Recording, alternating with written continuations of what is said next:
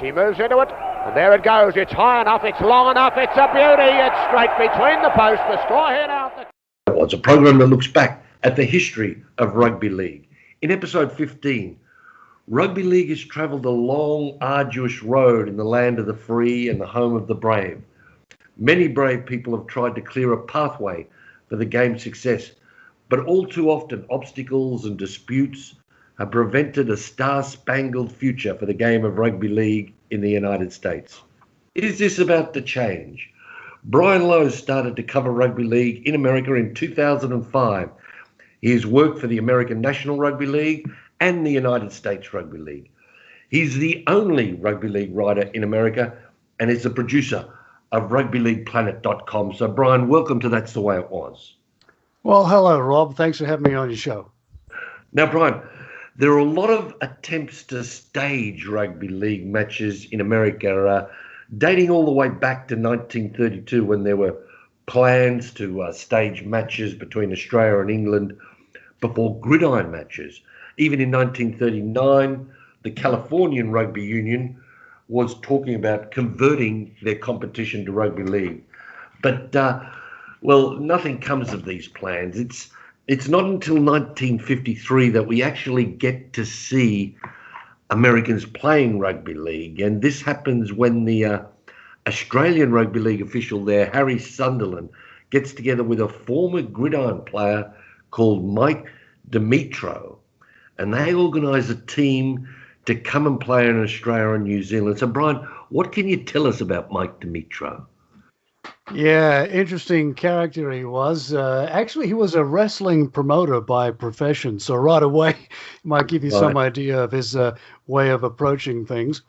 He, look, all these guys like him and others we're about to talk about, I have to say that they're all driven by the mighty dollar. Okay, they all saw rugby league as a potential revenue spinner for them here in America, because they all thought, because they liked the sport, that naturally all the other American sports fans would like the sport. Well, as you said in your intro, that hasn't really been the case at all.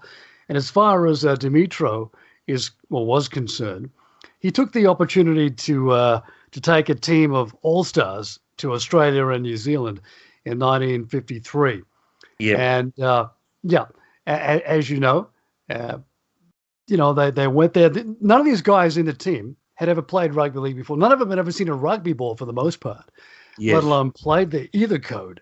So it was a real big ask, I think, to go there. But in the end, they did go there. They had a 26-game tour, and they didn't win many games. They won a handful of games and they tied a couple. But for the most part, as you would have expected, they got they came out on the losing end of the losing side of the ledger, I suppose, if you will. And the crowds at the games, for the most part, were pretty ordinary. There was one occasion when they played at the Sydney Cricket Ground where they got more than 60,000 fans. I don't quite know how they did that, but congratulations to them for pulling that one off. But for the most part, like I said, you had crowds in the number of 5,000-6,000 maximum. So, and I think that's because, for one, Australians probably, even back then, didn't think very much about the fact that rugby league might have a foothold in America, which it didn't at that time. And look, frankly, it still doesn't, Rob. Let's be quite honest about that. It doesn't. It's still a fringe sport here in 2021. But back then, I suppose the novelty of having an opportunity to go and watch an American team play Australian club teams or representative teams of some sort was probably a thing of interest, and maybe that's what kept it going. But they had their problems along the way, as you know, logistical and injuries and all sorts of other things, as you would expect, because it was I wouldn't say it necessarily was a pie in the sky kind of shot, but it was certainly something out of the ordinary. And there were also, Brian, there were a lot of financial problems with this tour. Although Mike Dimitro seems to have sort of he's forked out his own money to help finance the tour and so forth, but they did get into a lot of financial problems as well, I think. Yeah, they did. And like I said before, The whole reason that he even undertook the tour was because he thought it would be a potential money spinner for him. Primarily, it was for him, not so much for the players, although of course they were to get paid to some degree. But yeah, it didn't turn out that way at all. In fact, they lost money, and that to me is not a surprise. Yeah, I suppose the one positive to come out of this tour is that I think the Americans at least showed that they could, well, even though they weren't, that they could at least play rugby league. As you said, most of them were from sort of a gridiron or athletic sort of background, but at least they, as you said there, they won a few games. They won their first game down there against the Southern Division. They had a few other wins and a few draws there, but at least they showed they could play, adapt to play rugby league. And one of the players, a PE teacher called Al Kirkland, actually went on to play, get a professional career out of the tour. He did play a bit for Parramatta, and then he went over to England to play for Leeds. Okay, in 1954, there were a couple of games played in America, and these games were between Australia and New Zealand, who are returning from the 1954 World Cup in France. Now, these games they were organised by a fellow called B. Ward Nash, who was he's a gridiron rider, and he wants to use rugby league to increase America's international sporting links. He's hoping that rugby league will become some sort of a tool of American foreign diplomacy. Australia wins both the matches very easily, but the matches only draw 6,000 spectators, and Nash's hopes are to stage a World Cup in America in the 60s, but those hopes quickly disappear. And it's not until the 1970s, Brian, when we've got a defensive linesman from the Wisconsin Badgers called Mike Mayer comes on the scene. Now, what can you tell us about Mike Mayer? Yeah, again, Mike Mayer was one of these guys who saw the potential. Look, I'll tell you why people see the potential, because rugby league is a collision sport. And over here, NFL nowadays is the king of sports. I mean, it rules, but pretty much is the king of sports anywhere in the world, quite honestly. And it rules, it's because it's a collision sport, and fans like to see collision sports. They like to see the big hits. Rugby league, more so than rugby union, I will say, provides that. Even back then, we're talking in the 70s, 80s, that era, Mike probably recognizes, because as you said, he was a college football player himself. And by the way, all those guys who went on that tour in the 1950s, they were, for the most part, they had all played college football. And when I'm saying college football, I mean gridiron, American football, okay? So this guy, again, wanted to try and, I suppose, turn his interest and his thoughts about the potential this particular code of the game had into a revenue spinner. And again, it fell through. It seems he does seem to have put in a mighty effort, but to get things started. So he starts something called the United States Rugby League, and he does get support from the British Rugby League, but he did. It appears that he didn't get much support from the international board there. He attended a meeting of the international board in Sydney in 1977, and he came out of the meeting and he told reporters, I'm quoting here, "A bunch of monkeys could run the game better than these guys." So it seems like that's Rob. That's a typical American kind of way to handle the media. They're not shy with their ability to come forward when it comes to making comments. Although these days, you have to watch out for the litigious angle of things. But you mentioned that he had the support of the Brits. Well, maybe he did, or maybe he didn't, because let's face it. As you pointed out, the international setup didn't really see much validity in what he was trying to do. and neither did the Australians or even the Kiwis for that matter. So again, I don't mean to sound like a negative Nelly, but seriously, rugby league over here, and when I say over here, I mean North America, is still a fringe sport. So you can imagine if that's the case today, what it must have been like back then when the era that we're talking about now. It was tough. It was tough to try and get this up and running and get a following and get media attention. I mean, that's a big part of this whole thing, isn't it? No matter what sport you're talking about and what marketplace you're talking about, if you don't have media behind you, you can pretty much forget about it. Yes, well, one of the things Mike tried to do is he wanted to improve the TV coverage of rugby league in America at the time, because apparently at that point of time, rugby league was shown in America, but it was replays from the BBC in England, and the BBC, well, they do a job, but the coverage wasn't anything like, for instance, the Channel 9 coverage here in Australia. He was trying to get the Australians to give him access to the Channel 9 coverage, but again, they wouldn't. So is there TV coverage of the game in America at the moment, Brian? Yeah, there is, but it's on a cable channel. It's on Fox Sports 1 sometimes, but for the most part, it's on what's called Fox Sports Soccer Channel.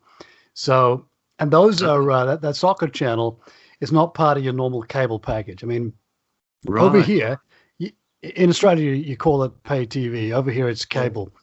And I've got cable. Well, pretty much everybody does, because that's where you get all your HBOs and your Bravos and all those kinds of movie channels, and all your sports channels, your extra ones like ESPN and Fox Sports and what have you. So yes, it is shown here.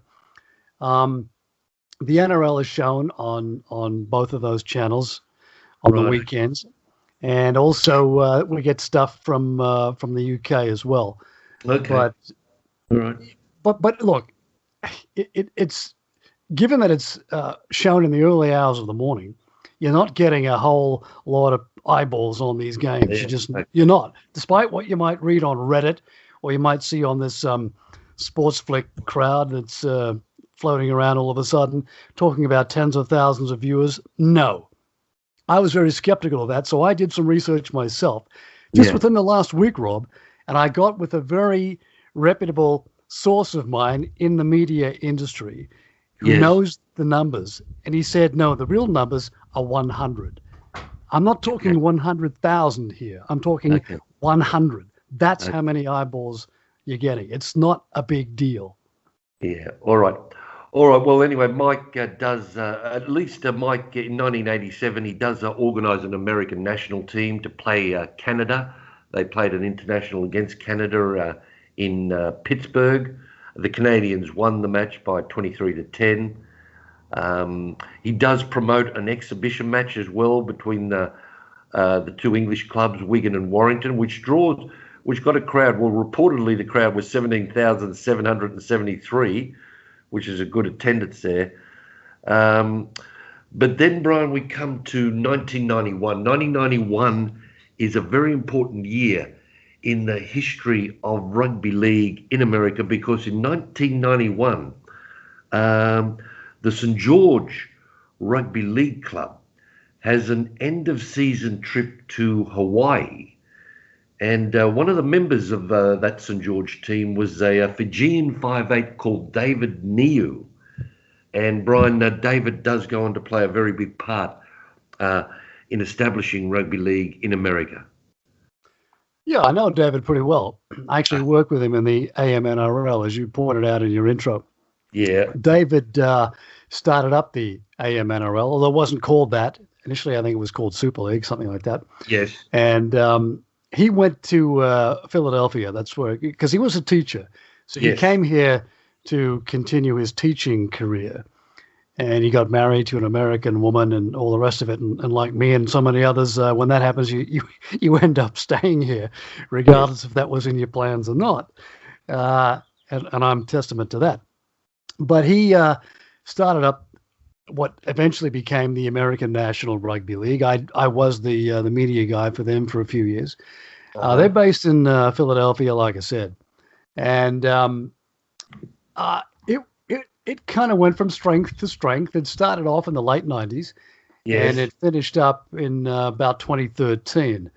And then in 2011 is when you had the first major rupture, as I call it, in this country in terms of a split in the game. That's when teams from, I think there were about 7 teams that were competing in the AMNRL at that time. They had a disagreement with David and the administration of the AMNRL. Didn't like the way things were run, couldn't come to any compromise. So they said, well, we're leaving. We want to set up our own league, which is what they did. The USARL was formed in 2011, and today they are the national governing body of the game here. So David... Can I just, Brian, just going back there, the American National Rugby League, from your perspective, you were covering the game and so forth, was the competition running successfully? I mean, there were Glen Mill Bulls, which is the team that David established. They later became the Aston Bulls. They were a fairly dominant team during the course of this competition. There were other clubs like Connecticut Wildcats and the New York Knights. They sort of become fairly prominent. And as with any sort of competition that's just starting up, you've got clubs coming and going during the course of the competition. But as far as you're concerned, was this competition running successful? Look, I thought it was, Rob. Yeah. And that's before I joined the league itself. I thought it was. It was all, back then it was predominantly on the East Coast, not even as far down as Florida, which it is today. But it pretty much, as you mentioned, some teams there, it was pretty much Philadelphia. It was pretty much played in the northeast of America. In other words, from Philadelphia north to New Haven in Connecticut. That was about, maybe up as far as Boston. That was about it. These days, it's a bit more widespread than that, but not much. But yeah, no, I thought it was a pretty good comp. I actually had the privilege of calling a couple of grand finals and some other games during my time covering the game with them because, as you said, and I still am the only rugby league writer and the only rugby league journalist in this country. So I had a podcast and I used to call games and do all kinds of things like you're doing, hosting podcasts and whatnot. But to answer, it's a long-winded way of answering your question. Yeah, I think it was a good competition. I think, frankly, it was probably, dare I say, better run than it is today. All right. Well, I mean, and then, as you said there, in 2011, I mean, there seems to be, Brian, I mean, just reading through here, there just seems to be a number of different groups becoming involved in the American National Rugby League. They started to get involved with various companies, a company called Star Group. Then there was another mob called the Grand Prix Entertainment becomes involved. Yeah. So it seems like a lot of different companies suddenly start to get involved around 2010. Is this what the clubs were unhappy about?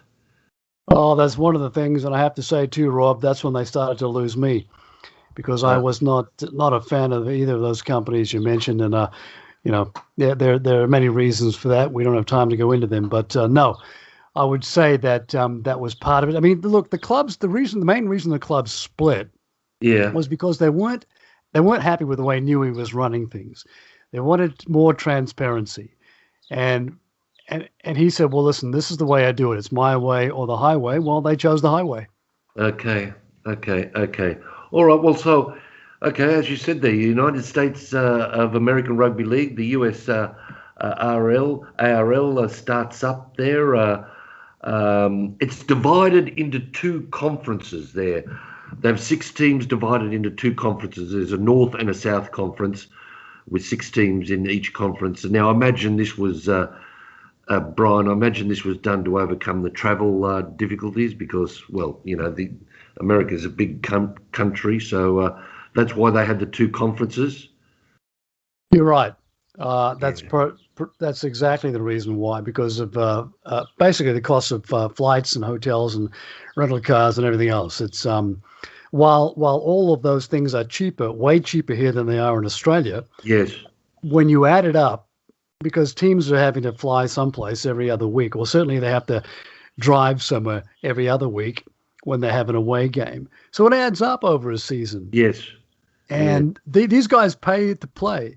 Everything comes out of their own pocket. There's no, it's not a professional game in America. It's at best, I was going to say semi-professional, but it's not even that. It's pretty much still an amateur game. So these guys have to pay, and very often they can't afford it, and they can't get the time off work, because not everybody can say to the boss, like, I need Friday off or I need Monday off to go and play rugby league up in New York or something. So consequently, there were a lot of teams that either had to forfeit games, or they have to they turn up with not a full squad, so the other team has to provide extra players for them so the game can be played. It's just not it's not a professionally run thing, and no one says that it's supposed to be. But that is one of the main reasons that the conferences were set up to kind of minimize, reduce, if you like, the outlay. And so, Brian, what happened to the Aston Bulls then? Aston Bulls were well, as I said there, they were the most successful club in the AM NRL. They won the most titles there. So what happened to that club? That club just disappeared altogether? Yeah, well, like pretty much all of the former AM NRL teams, they eventually went the way of the dodo. And that the Aston Bulls were one of them. The Glen Mills Bulls, you mentioned before, was what they were previously called. They were called Glen Mills because that was the high school where Newey was teaching. That's where that name came from, in Philly. Yeah. But so they went away, as did Connecticut. Even the New York Knights, more recently, they've gone away. It's just right. New Haven Warriors, they were here for a bit and then they went away. It's not a long-term, doesn't seem to be anyway, a long-term thing. Well, okay, so the United States Rugby League starts up. The Philadelphia Fight become the first premiers. They win the first grand final. But Brian, also amongst all of these goings-ons here, the United States qualify for the Rugby League World Cup, the 2013 Rugby League World Cup. And Brian, they did quite well in that competition. Oh, they did exceptionally well. I mean, I was so happy to be able to cover that from go to woe. They got to the quarterfinals in their first ever appearance. Of course, that's when they came up against the Kangaroos and got their the behinds handed to them, as you would expect. But it was shock and awe, as it was called then, because they shocked the world of rugby league by, the first game when they played the Cook Islands, they beat them. The second game, they beat Wales. I mean, come on, who would have thought that was going to happen? And before that happened, in the lead up to the Cup, they'd gone to France and played an international against the Frenchmen and beat them. I mean, how good was that? Yes, it was. It was a bit of a surprise, but they qualified again in 2017, the 2017 World Cup. They qualified for that, but not as successful at the 2017 World Cup. No, they went 0-3, and the reason for that, Rob, is quite obvious. Because in 2013, it was still the national team was still being run by the AMNRL, and they had a quite a different national team selection philosophy. They were quite big on the using the heritage players. Okay, and I'm a fan of that. I think, why not? In a country like this, if you've got some good, high caliber guys playing in the NRL or Super League or something, why not use them? Of course you should. Well, the USARL had a different approach. They didn't agree with that. They are more of the, certainly back then anyway, were more of the ilk of, we need to develop homegrown talent. And yes, you do. Of course you do. Otherwise, it's bound to fail eventually. But you also, in my opinion, I've written about this many times and I've said it many times, you have to mix the two. Otherwise, you're going to have what happened to the Hawks in 2017. You're going to go there and you're going to get smashed by everybody you play.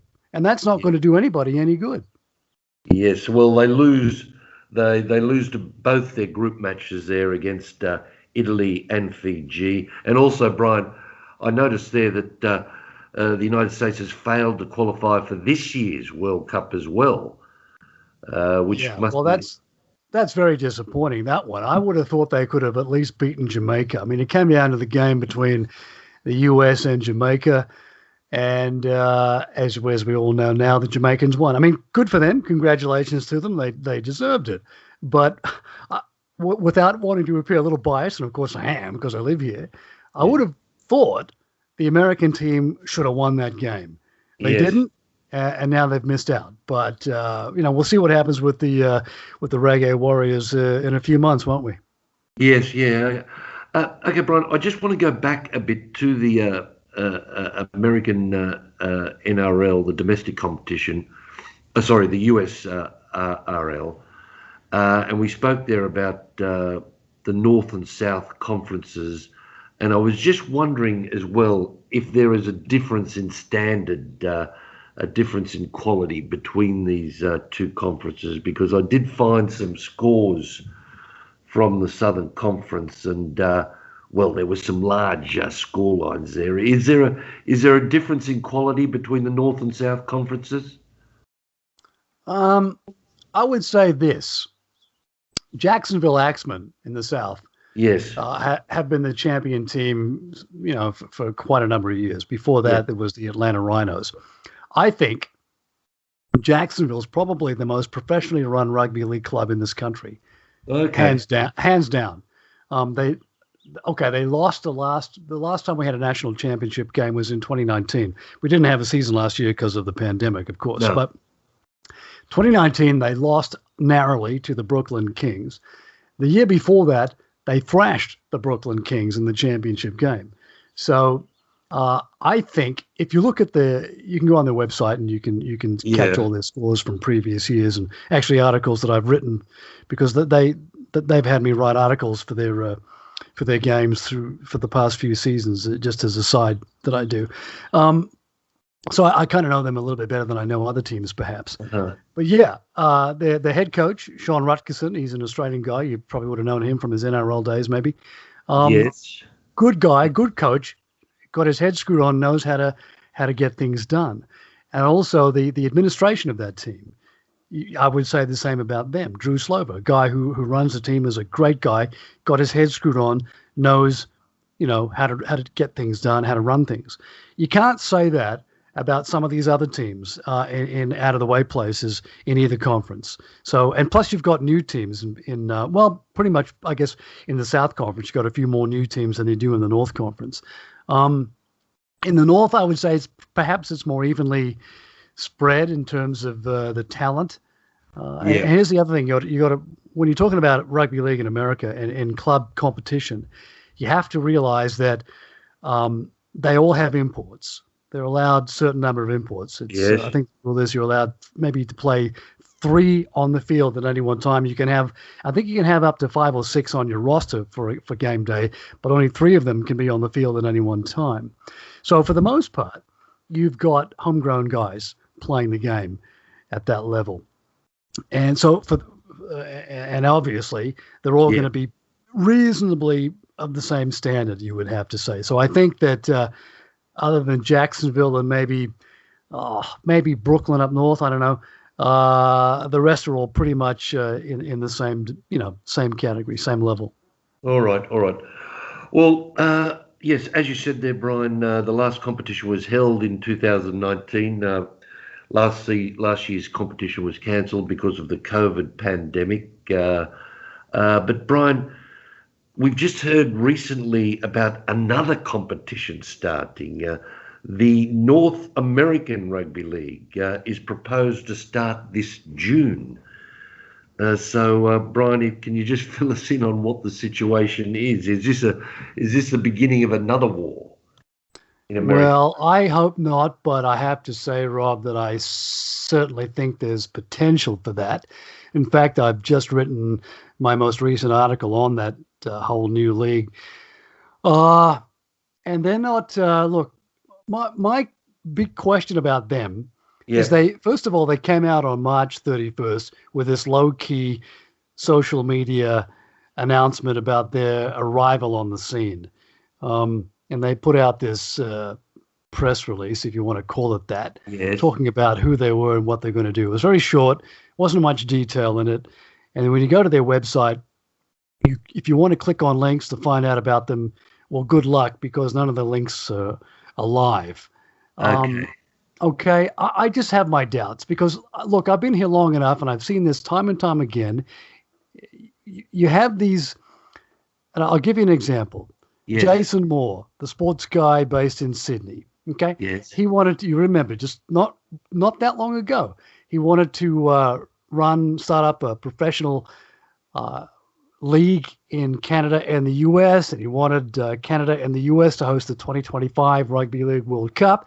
Yes. He then had grand visions of having an England versus New Zealand annual game in Denver for 3 years. Well, I went to the first game a couple of years back. That's the only game that ever happened.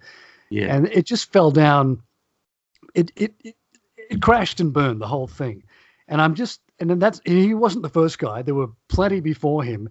And I dare say this NARL crowd may be another one because there's no there doesn't seem to be anyway at this point any substance to what they're saying.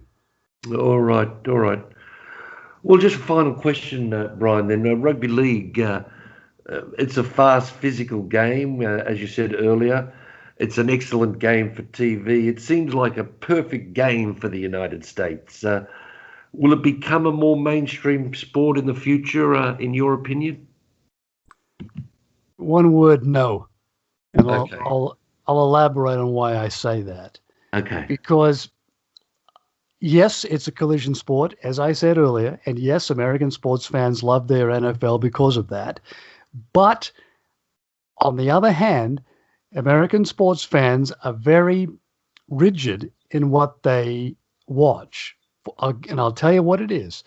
NFL is king, as I said. Yeah. Next is college football. Then comes NBA. Then you have NASCAR, which is running up, giving Major League Baseball a run for its money. And that's pretty much it, okay? After those sports, the rest are fringe sports, and they don't get the coverage. Yes, there's Major League Soccer, and it has come ahead in leaps and bounds in the last 10, 15 years. I will give them that. Yeah. And they're on mainstream TV. And you don't have to have cable television to watch a soccer game now. Well, if you live in a place like Los Angeles, because we have two teams here, and there are other, cities around the country where that's the case. However, soccer is probably the exception to the rule when it comes to sports outside of traditional American sports. So that's why I say, and I'll tell you another thing about that. Rugby union has a much larger footprint in this country, has a much longer history in this country than does rugby league. But even so, it struggles, and it's not a mainstream sport. People in America, first of all, most sports fans don't know about rugby league. They know about rugby, and they think that rugby league and rugby union are one and the same. Okay, I don't know how many times I've had to explain to people the difference, but this is the problem.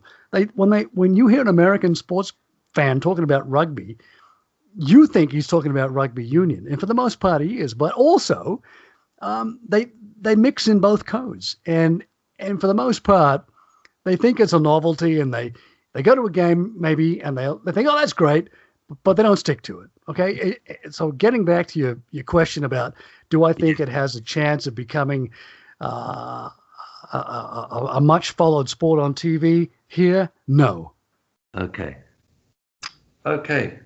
That's the way it was, the history of rugby league in the United States. My name's Rob Corra. On behalf of Brian Lowe, this program was recorded in the studios of Undercover Music. Our producer is Adriano Aldemar. Until next time, may the force be with you.